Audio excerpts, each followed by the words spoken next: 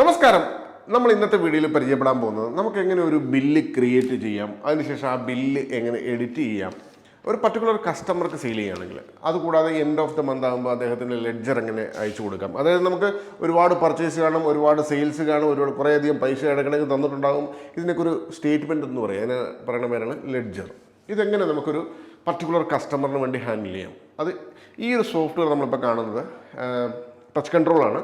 Clear ടച്ചും touch കൺട്രോളും same software ആണ്. Only difference GST touch control നമുക്ക് GST എഡിഷനും ക്ലിയർ ടച്ച് നമുക്ക് VAT എഡിഷൻ ഇൻ്റർനാഷണൽ സോഫ്റ്റ്വെയർ ആണ്. അപ്പോൾ നമുക്ക് ഈ ഒരു ഇൻ്റർഫേസിൽ നമുക്ക് വളരെ ബ്യൂട്ടിഫുൾ ആയിട്ട് പ്രൊഡക്റ്റുകളുടെ ഇമേജ് അടക്കം സേവ് ചെയ്യാം. ഇതിപ്പോൾ കോസ്മെറ്റിക്സിൻ്റെ ആണ്. മറ്റുള്ള ഐറ്റംസിന് ഇമേജ് ആഡ് ചെയ്തിട്ടില്ല. നമുക്ക് വളരെ ഈസി ആയിട്ട് ഗൂഗിളിൽ നിന്ന് തന്നെ ആഡ് ചെയ്യാനുള്ള ഓപ്ഷൻ ഉണ്ട്. ബാക്ക് എൻഡിൽ ഡയറക്റ്റ് 1 by 1 ബൾക്കായിട്ട് നമുക്ക് ഇമേജ് ആഡ് ചെയ്യാനുള്ള ഓപ്ഷൻ ഉണ്ട്. ഇപ്പം നമ്മളിപ്പോൾ ഏതെങ്കിലും ഒരു കസ്റ്റമർക്ക് 2-3 പ്രൊഡക്റ്റുകൾ ഇങ്ങനെ സെലക്ട് ചെയ്തു, അദ്ദേഹത്തിന് നമ്മളിപ്പോൾ സെയിൽ ചെയ്യാൻ പോവുകയാണ്. അവിടെ പേ ബട്ടൺ എന്ന് പറഞ്ഞൊരു ഓപ്ഷൻ ഉണ്ട്, അല്ലെങ്കിൽ F2 കുത്തിയാലും മതി.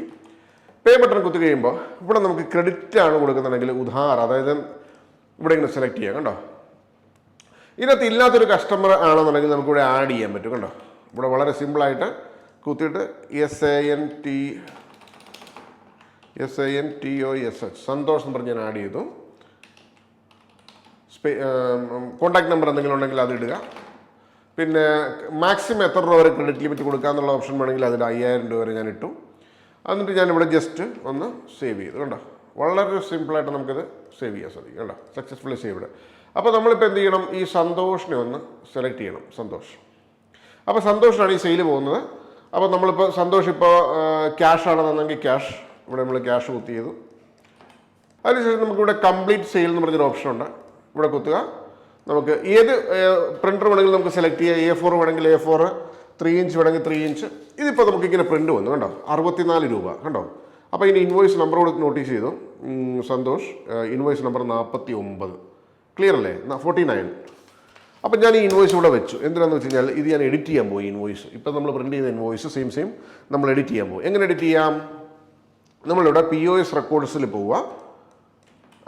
നമ്മൾ ആ ഇൻവോയ്സ് നമ്പർ എടുക്കുക, 49 ക്ലിക്ക് ചെയ്യുക. അപ്പോൾ ആ ഇൻവോയ്സ് ആസിറ്റീസ് തിരിച്ചവിടെ വരും. തിരിച്ചവിടെ വന്നതിന് ശേഷം നമുക്ക് ഇതിൻ്റെ ക്വാണ്ടിറ്റി നമുക്ക് ചേഞ്ച് ചെയ്യണം. അപ്പോൾ നമുക്കിവിടെ ഇതേണ്ടേ ചേഞ്ച് റേറ്റ് കൊണ്ട് ചേഞ്ച് ഏത് വേണമെങ്കിൽ നമുക്ക് ചേഞ്ച് ചെയ്യാം. ചേഞ്ച് ക്വാണ്ടിറ്റി ചേഞ്ച് ചെയ്യണമെങ്കിൽ ചേഞ്ച് ചെയ്യാം, ചേഞ്ച് റേറ്റ് വേണമെങ്കിൽ ചേഞ്ച് ചെയ്യാം. ഞാനിപ്പോൾ ചേഞ്ച് ക്വാണ്ടിറ്റി കൊടുത്തു. ഇത് 2 പീസാക്കി. മുമ്പേ 1 പീസായിരുന്നു, ഓക്കെ ചെയ്തു. പിന്നെ വേണമെന്നുണ്ടെങ്കിൽ ചേഞ്ച് റേറ്റ് കൊടുക്കണമെന്നുണ്ടെങ്കിൽ ഇവിടെ നമുക്കിത് അടുത്ത പ്രൊഡക്റ്റ് എടുത്ത് ഞാൻ റേറ്റ് ചേഞ്ച് ചെയ്തു. നമുക്കിപ്പോൾ ഇതിന് മുമ്പ് കിടക്കണം 15 രൂപയാണ്, അത് ഞാൻ 20 ആക്കി. ഓക്കെ, കേട്ടോ. അങ്ങനെ പിന്നെ നമുക്ക് സെയിം പേ ബട്ടണിലേക്ക് വരാം. പേ ബട്ടണിലേക്ക് വന്നിട്ട് ഈ ക്രെഡിറ്റ് കിടക്കുന്നത് ജസ്റ്റ് ഇങ്ങനെ ക്ലിക്ക് ചെയ്യുക. ഇനി റിമൂവ് ചെയ്തിട്ട് നമ്മൾ രണ്ടാമത് ഈ ഒരു സന്തോഷ് ഓക്കെ. അതിനുശേഷം അപ്ഡേറ്റ് എന്ന് കൊടുത്തു, പ്രിൻ്റ് കൊടുത്തു. അപ്പം നമുക്കൊരു പ്രിൻ്റ് വന്നു. സെയിം ഇൻവോയ്സ് നമ്പർ ആണെന്നാണ് നമ്മുടെ first question. Same invoice number നമുക്കിവിടെ അടുത്ത് വയ്ക്കാം. മുമ്പേ വെച്ച് ഇൻവോയ്സിൻ്റെ അടുത്ത് തന്നെ വയ്ക്കാം. കണ്ടോ, 49. അപ്പോൾ ഇത് 64 ആയിരുന്നു ആദ്യത്തെ ഇൻവോയ്സ്, ഇപ്പം അത് 85 ആയി. എന്തൊക്കെയാണ് നമ്മൾ ചേഞ്ച് ചെയ്ത്? ഇവിടെ ഒരു ക്വാണ്ടിറ്റി 2 ആക്കി, ഇവിടെ ക്വാണ്ടിറ്റി 1 ആയിരുന്നു പഴയതിലേ. ഇതിൽ 15 രൂപയാണ്, ഇവിടെ 20 രൂപയാക്കി. അങ്ങനെ നമുക്ക് വളരെ സിമ്പിളായിട്ട് ബിൽ എഡിറ്റ് ചെയ്യാനുള്ളൊരു സംഗതിയാണ് ഈ ഒരു സോഫ്റ്റ്വെയറിനകത്ത്. പ്രൈസ് ചേഞ്ച് ചെയ്യാം, ക്വാണ്ടിറ്റി ചേഞ്ച് ചെയ്യാം, വട്ട് എവർ ഇറ്റ് ഈസ്. ഇനി നമുക്ക് അടുത്ത ഒരു ഘട്ടത്തിലേക്ക് വരുമ്പോൾ നമുക്ക് ഇദ്ദേഹത്തിൻ്റെ ഒരു ലെഡ്ജർ ഒന്ന് നോക്കണം. ഇദ്ദേഹത്തിൻ്റെ ലെഡ്ജർ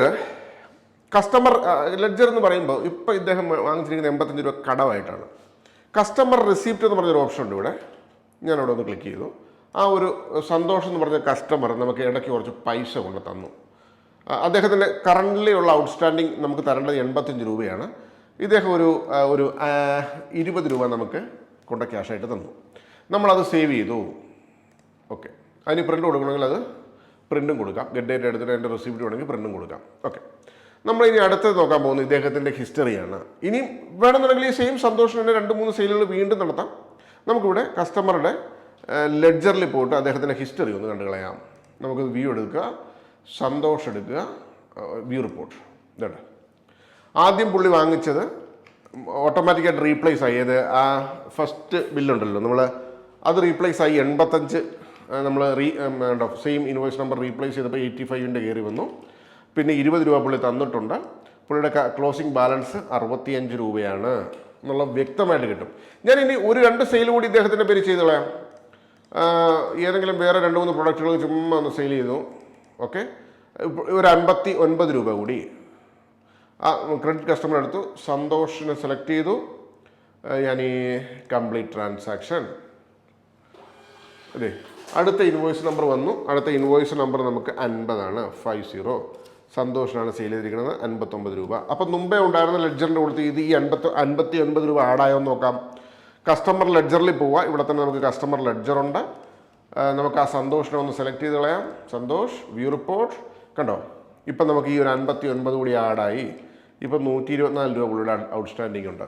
ഇപ്പം ഇതിനിടയ്ക്ക് സന്തോഷമുണ്ടെന്ന് പറയാം, ഞാനൊരു 24 രൂപ തന്നേക്കാം എന്ന് പറയുമ്പോൾ എന്ത് ചെയ്യാം, കസ്റ്റമർ റിസീപ്റ്റ് എന്ന് പറഞ്ഞൊരു ഓപ്ഷൻ ഇവിടെ ഉണ്ട് കണ്ടോ.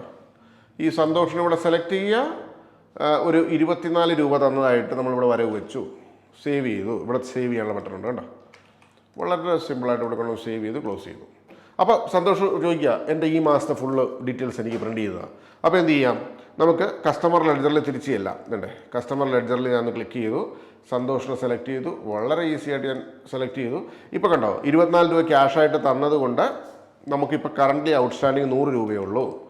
കൃത്യമായിട്ട് 100 രൂപ. അപ്പം നമുക്കിതൊന്ന് സെൻഡ് ചെയ്ത് കൊടുക്കണമെങ്കിൽ എങ്ങനെയാണ്?